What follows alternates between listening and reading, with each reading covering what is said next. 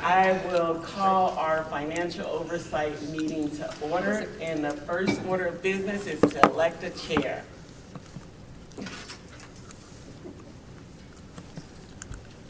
Okay, nomination? I'll do it if you need. No, that's not how that works. I got nomination. I nominate Mitch. I nominate Mitch. Second. All right, all take those in favor for Mitch being chair? Aye. Aye. Any opposed? Okay, I'll turn it over to Mitch. No, I don't have the meeting open yet, but do we need to approve minutes from the last meeting? Yes. I move that we approve the minutes from the April 9th, really, 2024 meeting? Second. Yeah, Okay. 2024. All in favor of approving the minutes? Aye, it's Anybody fine. not in favor? So I figured that would happen. So moving on to discussion item, building general fund expenses. Superintendent Degner and company, please take it away. All right, thanks, Director Lingo. Tonight we wanted to talk to you about building kind of general fund expenses, and some of this data or the data points will probably look familiar. You guys referenced that we really haven't pulled this committee together since April of '24, and that would have been a time we were looking at these fairly close when we were working through some budget reductions. We thought it was just a good level set information-based presentation. There's really no action or anything we need to do as an outcome of the meeting, but of course if you have questions or if there's takeaway pieces of data that would be helpful, we'd be happy to go back and bring that back to this committee at some point. So as a routine, we should be trying to pull this committee together once or twice a year, and so we were happy to have a chance to do that with you tonight. And Kurt's going to do the heavy lifting on the presentation here this evening as he's transitioned into our dual role as kind of CFO and COO for the district, and so he'll talk you through that. And then again, just as you have questions or if there's more information we can provide later, we'd be happy to do so. So thanks. Well, thank you for that introduction. We're going to kind of talk very basic tonight. So one of the things some of you will want to do is rush into detail, right? And while I'm happy that you're interested in finances and numbers and data, I probably won't exactly be able to answer your question right off the top of my head immediately. So keep in mind, we're keeping it very basic, very high level. If there are things you want more information on or a deeper dive on, we're obviously happy to do that. But just know that we may not have all the answers tonight as we talk about some of these things. So I'll give you some guidelines. We'll walk through the expenditures, and then it's not really any good to present you just expenditures without some way of understanding how does that compare among our buildings or anything along those natures. So we'll get into some metric data. So quickly, the guidelines. First and foremost, as I've moved into this role and done similar things in other school districts, I think one of the most important things we have to keep in mind is behind every number is a student or staff member of our district, right? Whether it's a child getting an education, a staff member getting a salary, a purchase service to serve a kid, all of these numbers equate to our children, right? And so as we discuss them, just keep that in the back of your mind, that everything is representative of a student or staff member. And so our role as district leaders, elected leaders, what have you, is to make sure the resources we have are delivering our intended outcomes. One of the things we hear about, at least on a professional circle, is kind of the concept of academic return on investment, right? If we have a goal to increase third grade reading levels, what's the financial and resource stake we have to do that, right? And so one of my goals as I move into this role is to begin to measure those things, of keeping track of that, so we can have broader discussions on that. But just keep in mind, as we start to look at some of the comparative data, some of that comparative data represents decisions that have been made to meet the needs of kids overall. So certainly those of you around the table who've been in district longer can speak a little bit to that history, but just keep that in mind. Data disclaimer, just wanted to throw this in there as far as the expenditure data was pulled from our certified annual report, which is what we submit to the state. I felt like that was a good document to use just because that's public facing. People can pull that if they want to. There may be issues with that in terms of things being coded incorrectly or whatever, but at some point we have to pick a baseline. That's the baseline I chose. Some things were left out, like when we pull location codes within our system, all of our partner preschools have location codes and have very minor expenses associated with that. So if you try to total up some numbers and go back and say, well, hey, actually, we showed, 220 million of expenses, and there were only 219 shown on your presentation. Yeah, I intentionally left a few very minor things out that are going to add up to some number that would not be consequential for this discussion. So freely admitting that as I sit here. And then our enrollment data was pulled from the fall 24 beds report because we're talking about FY25, so we're talking about last school year, not this school year. So as we move into high school, we're going to talk about these each by grade level. High school expenditures. Overall, our 3 high schools, the lines roughly correspond with the enrollment. So City High being highest in terms of expenditures, Liberty and West, you can see where they are. Tate and ICCSD online much lower, but also much lower enrollments, so that's what you would expect. And again, if anybody has any questions, stop me and say, hey, I want to talk about that. Kurt, when you say enrollment for numbers, when we go through the chart, is that weighted enrollment or head count? Head count. Okay, thank you, sorry if you. No, and that'll come in later. Yeah, thank you. In the presentation. HS level, so 9331 is just a location code for accounting purposes, so don't feel like that's anything significant you need to keep track of, but so the blue bars indicate salaries and the yellow bars indicate benefits, right? So you can see for all of those, I'm going to throw out a number that's probably 90% or above for almost all of our buildings are going to be just dedicated to those 2 items. So the 9331, I had to ask because it was interesting. So those are TLC, DOP teacher contracts, teacher quality PD, and SFAs and behavior interventionists. So they may be assigned to a building, may not be, but that is where those are all coded to. So when you see that specific one, know that that's what that is.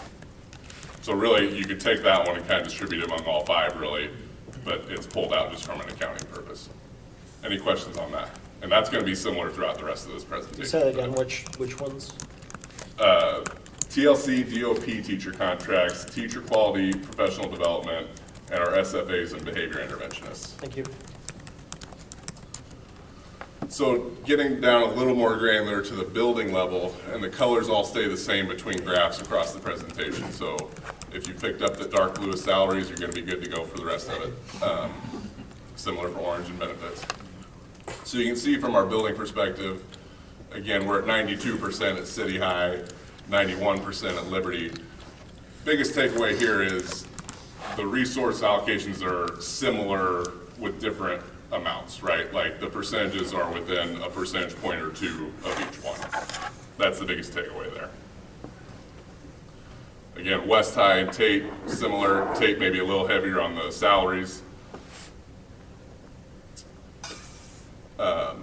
And then ICCSD online, and then the SFAs, TLC teachers, all that stuff. Moving on to middle school. So again, expenditures kind of mimic what the enrollments are, North Central being our smallest, Northwest, Middle, Southeast being our largest.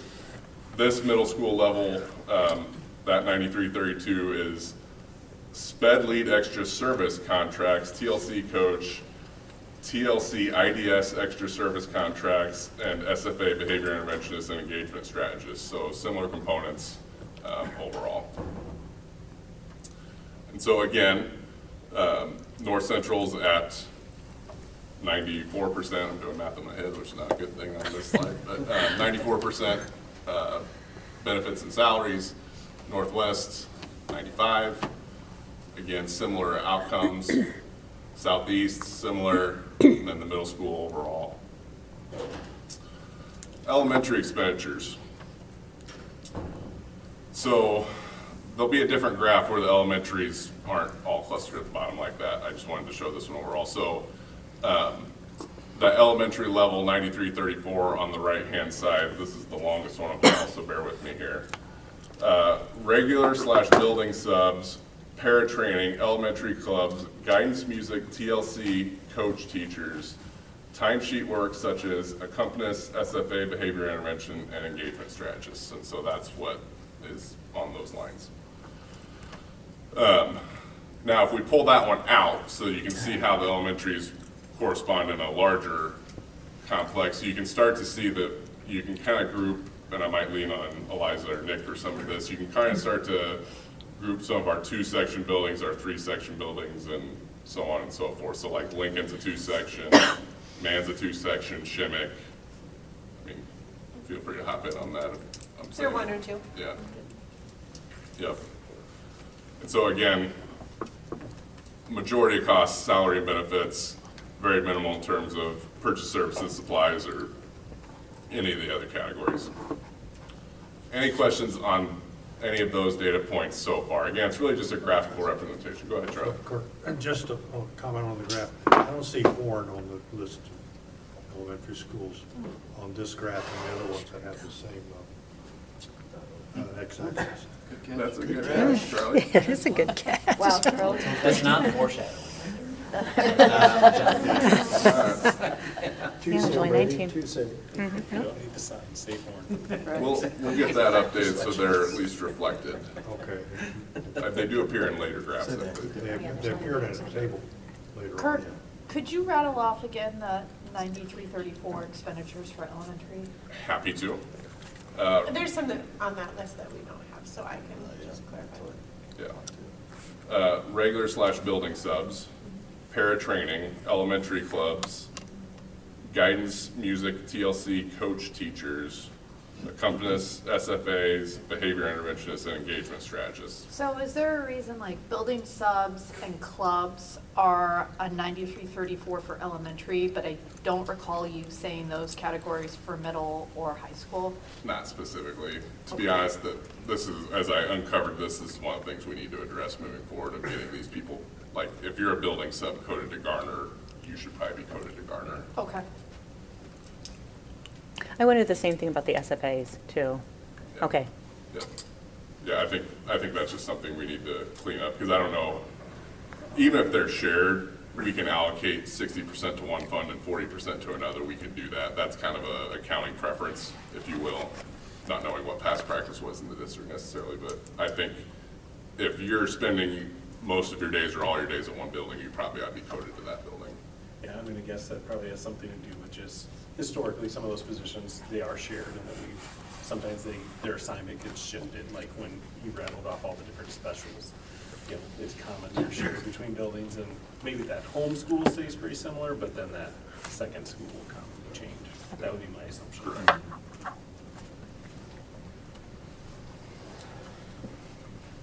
So comparative metrics, again, we're talking high level and simple. So we're going to be looking at cost per student, which is just going to be straight total cost of expenditures divided by the beds enrollment. And as Director Lingo asked, that's just going to be 1-to-1, not a weighted enrollment.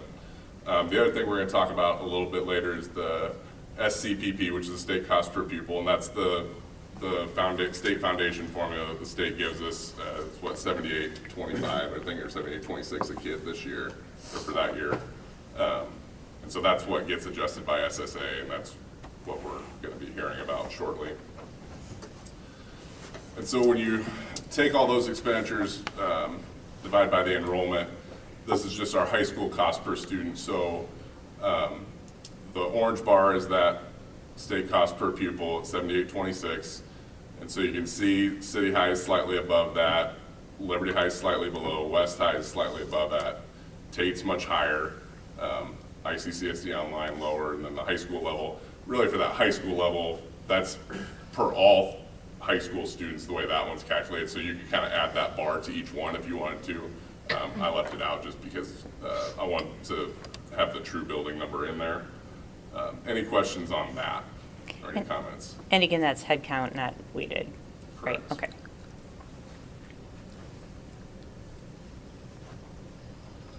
So when we go to our middle school, these are our buildings that are at or below what that state cost per pupil is. But again, if you took that middle school level and added on, they'd be much closer overall.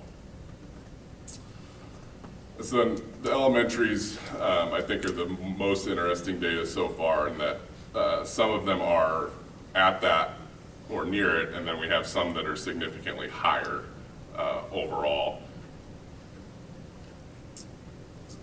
Again, anybody, So if a building has more students in special education and ELL, we would expect those to be higher, correct? Because the weighting is factoring in or not? Or no, it's just, it would be straight on, that would factor on the expenditure side, Okay. not the enrollment side. If you But, wanted to weight them, that's where you would hope you would see. But let's say if a building here, their expenditures are higher because of special education, we're dividing it by total number of students, and that's the fact, what we're seeing there, or we? Correct. Okay. Yep. So a building could be higher because of the demographics enrolled in the building, not But- necessarily because we were putting more money into that building purposely. Potential, but I think there is some, and perhaps Matt or Chase want to weigh in on this, some of that could be decision, like RAM could factor into that, Okay. you know, those kinds of things. I don't know if you guys want to talk to that. Yeah, I was still thinking about your question, because I'm not sure that is the way we'd have it there, because you're not accounting for special ed funding in this cost, right? So if you had But it- special ed students, then, It'd be a general ed expenditure still, or general fund expenditure still. oh, right, there's still, Yeah. you're still gonna have the general Yeah. fund expense. Correct. What if our class sizes are smaller because of the RAM, whether Yeah. it's more? That's where I'm Teachers. just kind of getting Yeah. confused on, is it Yeah. the RAM that, like, It's an it could be indirect correlation. both kinda, 'cause, together, yeah, or is it? they're gonna be weighted more in the RAM, that's what you were. okay. Right. Yep. Yeah, I don't know that I've had any more, I think more. Yeah. So then, we had the cost on the other graph, so I just wanted to throw this on there. So, to Director Easton's point, Horn did appear on this one. I don't know why it didn't appear on any of the other ones. So that, these are the, what, there's 7 buildings there. Those are the 7 buildings that are under the state cost per pupil. And then we've got these, what is that, left, 12, that are over the state cost per pupil. And again, that state cost per pupil, that's the state's number. We just had to have a baseline so we'd have a discussion, right? Because obviously, there's got to be some amount of balance at some point in time. And that's not to say we're going to have any kind of recommendation tonight or anything. This is just, let's set the baseline. We can come back next year, review year-over-year data even. But this is just an information-only presentation. If there's other things you would like to explore, talk about, be happy to entertain discussion, because I think now our question discussion. Okay, questions? Well, looking at this, next to last, I think, graph, elementary school cost per student. Yeah, that one. Just, my first impression is this is a very interesting depiction of deciding what buildings may need additional funds per student for the outcomes that we're trying to achieve. I can also see this graph as being an indication that we have an imbalance to some extent in terms of student costs per different buildings. So I'm wondering if we can carefully and thoroughly explain the difference in cost per student in different buildings as part of our overall academic set of goals Yeah. and needs. Sure. That kind of gets to the staffing part of it, right? It's like, okay, so what does this mean in terms of how we staff and use our resources then? And I think that is a good, potential segue point, for a future conversation about knowing, some of the discrepancies you see, so then how does that translate into the staffing, and where are we spending, the resources when we commit those resources to a staffing plan? Like, I think when we talked about high school, like, for example, right, I mean, I think we'd expect to see some of those numbers around high school or even a little higher just from the cost of running a high school program and knowing the amount of offerings and things that we have here in Iowa City. And then, you know, you have some efficiency with middle school, and then, you know, we know from the amount of elementary schools we have that there's gonna be some inherent inefficiencies in that. It's just then to what level, you know, when we're making staffing decisions, is that impacting that either, you know, to create some more balance between cost per kid, or where it's also, you know, we're agreeing to that there's gonna be some imbalance in there because of the way we're staffing it. And you think these differences are entirely due to numbers of teachers and paras in those buildings, not a difference in salary level? But yeah, there's gonna be a difference in salary level though. Yeah. That plays into it. If you have a, you know, some of these that I'm looking at, they have staff that have been there for a long time, so they're higher on the salary schedule. That's seniority. Yeah. And That's some gonna be a that just have- contributor for sure. Yeah, yeah. So the lack of variability in the high school, middle school, because they're all within like a couple percentage points on each thing, that is much more variable within the elementary. That's schools. smaller staff variability. Yeah. Yeah. Yeah, you're just gonna get a bigger, The volume it's up. gonna be a much more dynamic, right, based on the smaller number of people there, so. Yeah. Other questions? One that I wanted to bring up, since nobody else is raising their hand, if you go to the middle school, and, I mean, one of the things that, like, I look at the RAM model, right? We go to the elementary school, we have mostly higher need elementary schools where there's greater proportions of ELL students, greater proportion of low SES students on free reduced price lunch. Larger buildings, they're all getting more money to operate. And when I look at the middle schools, the way that is distributed out, we see an exact opposite relationship, where Southeast has the highest percentage of free and reduced price lunch, the highest percentage of ELL, and the largest number of students, and it is getting over $600 less per student than North Central. And I was wondering if you have any comments on that? Because I mean, when you look at the total number, that equates out to about a little over $800,000 in the bottom line. You want to say first? No? Yeah, I mean, I think it's a relevant point, Mitch. I mean, we've talked about, again, when we get to some staffing conversations, what we do try to do from a RAM perspective for areas around the classroom in our secondary programs, you know, whether it's supervisory pair hours or secretary time, and some of those positions. When we get to the classroom section, that's probably, again, a good future conversation about the programming we offer at the secondary and having the availability of the sections and the choice, and then how aggressive you can or can't be when you're building that secondary schedule, right? It's once their schedule's built, it's hard just to add a math teacher, Yeah. right? If you've done secondary scheduling or looked at a secondary schedule, you really have to, you'd have to add a whole other suite of core teachers to do that. So some of that's going to be engineered off the base of just the way you do secondary scheduling, and some of the efficiencies that, again, happen because it's a larger building, and so the amount of sections and students they can staff and then into those sections is there. But I think your point about looking at, you know, the comparison to the elementary, it seems like it's working in the inverse there. So I think it's something that we need to continue to look at, you know, as far as how we can use some RAM philosophies around our secondary schools. I think the cautionary note I just give you is like to be really impactful with that in the classroom teaching sections becomes just more challenging because of the way you design secondary scheduling to make some kind of an impact where you would probably even see a significant dent into that dollar perspective.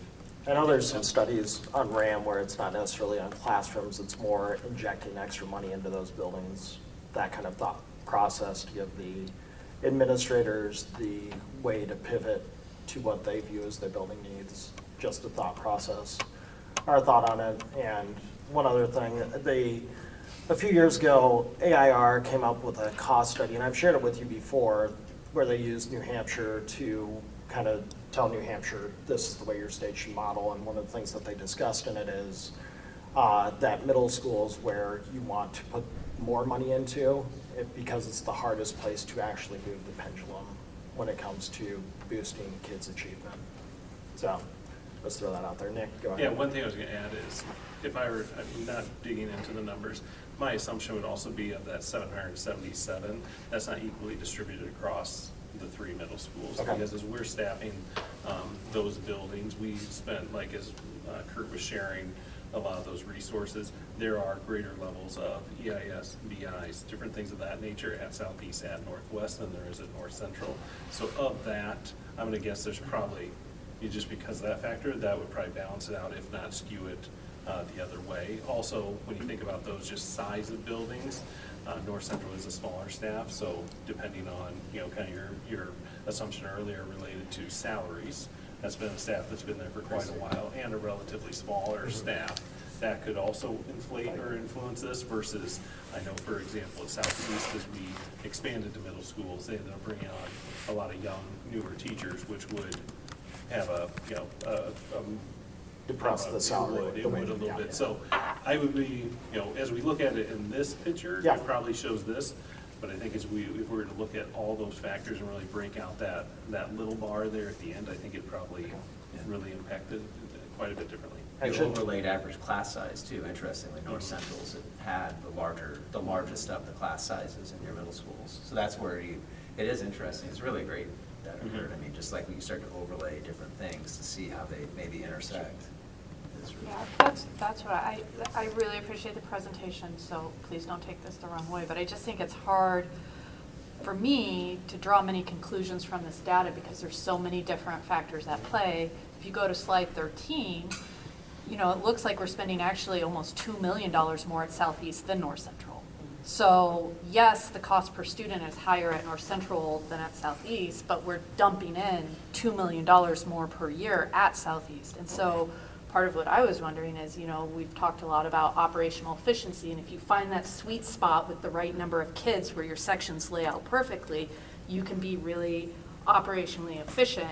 And Southeast has so many more kids that maybe they have the ability with those kids to have a higher operational efficiency with their sections and not duplicate them, and that's why their cost per student is lower, whereas North Central with less kids has less flexibility in designing those. But I don't think that's a conclusion we can draw from this data. I was just wondering maybe that's also. But I think you're onto the right point. That's kind of what I was referencing with the secondary scheduling, right? Yeah. Kind of Yeah. the dynamics that are created from that.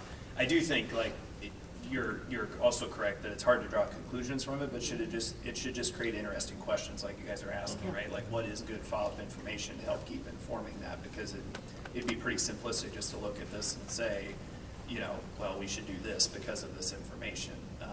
Even to Director Lingo's point, right, when you compare the middle schools to the elementary, we know working in a fixed resource environment, well, depending on how you move resources around, we know probably some of the impact points of if you would try to move resources too drastically just based off of this, right? Because the one place you would likely pull is from your elementary, and then what happens to elementary class size, and is that something we're going to be okay with, right? What are the other dollars available to you? We know 85 cents of every dollar goes to a staff member, so then you're working on the fringes with the other 15 cents of the dollar, right? And so it's just, I think the benefit would be, what else would be interesting to see, and then how do we come back to those questions and conversations, and then how does this just inform, some of those next thoughts you have?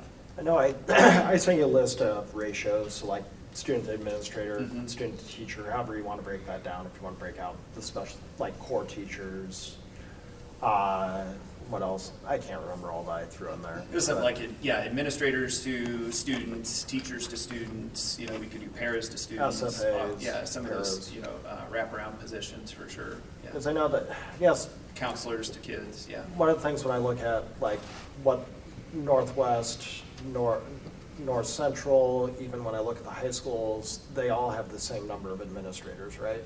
They have one principal and how many vice principals, and just like that. The difference would be, that's high The school. assistant, sorry. I hated being called vice. The Yeah. difference between the city and west, they have student success coordinators. Okay. That do many administrative tasks, but outside of that, the numbers are the same. Yeah. But yeah, that would be your email today on that. That would be a good next data set, right, we could bring and you could look at some averages that way about what that would look like. So, where are the principal decision makers located in establishing these ratios?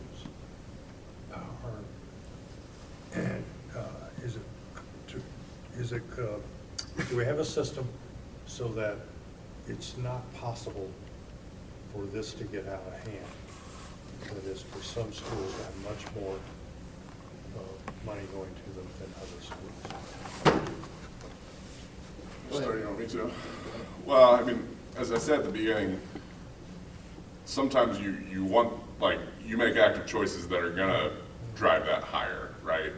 And so I think there's gotta be that line of communication. I think we do it really well within the executive team of, hey, you know, we're thinking about adding this special ed team to the district. That's then gonna change some of these things. And so it's always a moving target, right? Because staffing is a constant up and down. We hire all the special ed teachers we wanted to this year. Probably not. Probably not. So we have that out there that we would want to add, which would affect all of this, right? And so I don't know that we need necessarily specific guideposts of we should never spend more than 10,000 per student at any building. But I think what we owe you is we are spending 10,000 per student at a building, and here's why, right? The backside of that. Because then once we give you the why, from then on you can say, if we want to add whatever, more reading specialists, I'm just going to throw things out there, that's going to take us to 11,000, then you can say, hey, that feels like a lot, right? Or no, I think that's great because we think that investment's going to pay off. And so this whole presentation was really, I think Matt said, kind of a level setting, right? So that you can understand this is where we're at, and then we can make decisions moving forward. And some of this will be just, when it comes to elementary, it's going to be however the enrollment cookie crumbles, I guess, every year, because it's, like, we put extra sections into Penn this year, and they're still one of the lowest cost school. And if you stop to think about it, it's because we're adding taking from 3 sections and putting into 4, wasn't it? At one of the grade. They're almost all at 4. Yeah, so we took a couple of we changed RAM a little bit and changed it into 4. Versus some other buildings where they are functionally 1 section buildings because of the enrollment, but every once in a while there'll be a split and then you end up in 2 classrooms of 14. Well, I think right? one of the examples, just to piggyback on that, is, you know, Twain is currently one of the higher ones, right? If you look at their enrollment in each one of the grades, they have about 35 kids. Yeah. So that's not 1, has to be 2. And then that just is going, because of that, it's going to be more expensive. Just like, that's just a simple factor. Where then you look at, you know, like your previous example of Penn, you're looking at 80, 90, 100 students that are divided into 4 sections. It's a little more efficient that way. So it's just one of those things that as we work through those, it's just sometimes how the numbers fall or the enrollment falls really influences. So I remember from a few years ago when we were talking about Hills, I think it was Shimmick was up there, not quite at Hills, but near that level, and now it's down much further than it was. Like, just the top is going with some of these smaller buildings or even the mid-sized ones. And it probably fluctuates as we go between the 1 section, or if they flip into 2. Is it, yeah, you maintain the 1, or, oh, now it's 2, and that makes a big difference in those smaller buildings. Okay. It's kind of an interesting look backwards. I don't know if I'm going to say this the right way, but it's like you can feel good about the staffing decision and the numbers of the, like you use the example of the 35 and the 17 and 18, right? But then when you line it up to kind of look backwards on where we spent dollars, right? Like, I think that's how the two connect and why it's an important look to have, is just to understand, okay, well, that, you know, it costs us something, right? And again, like Kurt said at the beginning, of course, behind all these numbers are kids, and that we're here to serve kids, and we want to be spending resources on the kids, but just to know then how that gets translated into either again, efficiency or inefficiency in our system, and realizing those are choices we're actively making along the way when we create those staffing plans.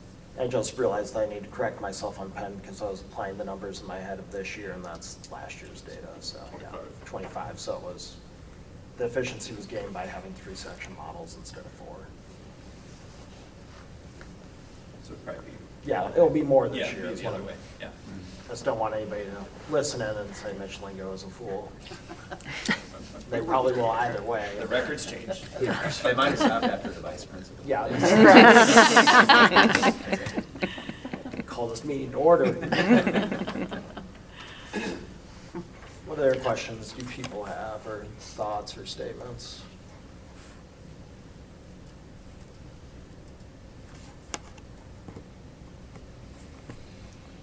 Well, could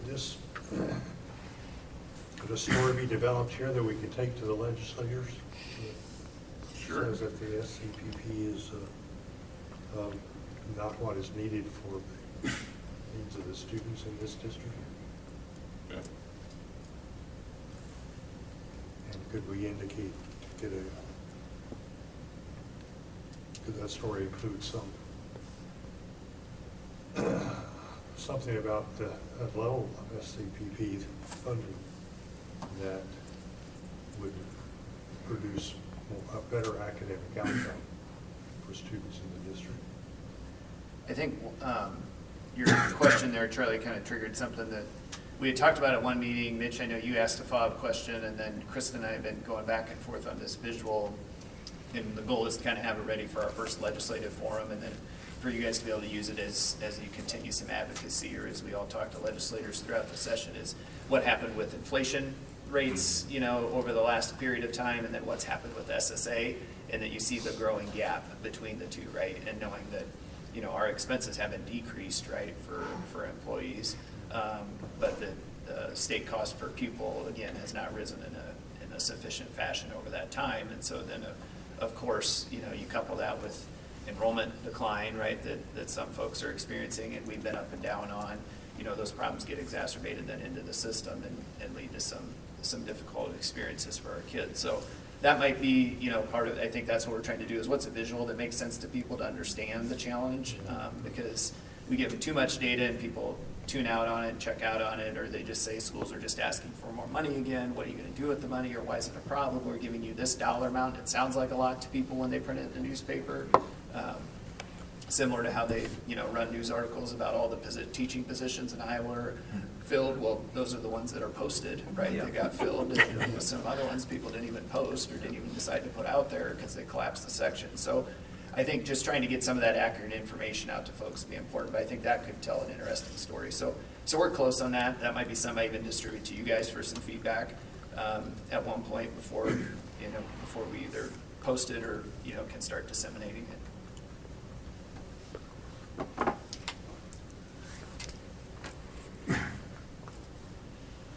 Kind of tied to that challenge, I guess, is I don't have an idea of what the answer to this is, but the question of, well, if you spend more, do you really have better outcomes? And I think that's a really, really difficult question to figure out how to answer, what to use to answer that question, but I think it's a question that is raised, and I don't know. I'm curious about people's thoughts on how to respond to that, because yes, it matters what you spend. It's not indiscriminate spending that matters. It's targeted, but I don't know if there is a way on people's minds that you can. Prove that, What is a demonstration of the impact of thoughtful, appropriate levels of spending? Sorry. So anyway, I I'm was just going to say, putting that I out love there. your question, and I don't know if you've been reading my Facebook rant, from the last I day. have. I had a former student Thank from you. Lewisburg that commented on there, and so I was happy he did it because I knew you generally wanted to have the conversation. His mom was a teacher, and so I knew he had some knowledge of this, or that this has been a conversation in their home. But I think our effective talking point on that is to kind of flip that back to them. Iowa had a first in the nation education status, and when they started underfunding schools, if you want to talk about a fail point being academic outcomes that are waning, then let's look at when the underfunding started and what happened with academic outcomes that way. So instead of us having to prove the point that if you adequately fund us, achievement rates will rise, well, look at the data that's already showed us. Yeah. When you started underfunding schools, look what happened to achievement rates throughout the state, right, and what happened there. we know there's some other factors that Right. also contributed, to some of those challenges with the state serving more kids with more barriers. But that also then, again, kind of escalated the problem in front of us, that at the same time of declining resources, you serve more students with more barriers. Well, it's no wonder, right, that then some academic outcomes start to lag. And then the other part I shared in there is that's part of then the playbook, right? Then we name and shame the problem and say whose fault is it, continue to underfund, and then now we say or label the system as failing, right? Rather than adequately funding it to keep that status that we once had. So I think that's the talking point that I found the most effective with legislators when we've talked to them is, look at that same time and place where we started really kind of starving the funds from the system and correlate that to what happened to your achievement rates in the state. So, Thank you. I think that's really helpful, and I also look at it as kind of the same problem that public health has, because it's very difficult to say how many deaths you prevent, but you by taking some preventative action, and so I think this is a similar type of challenge, but I think that's a really good point to raise. Thank you for that.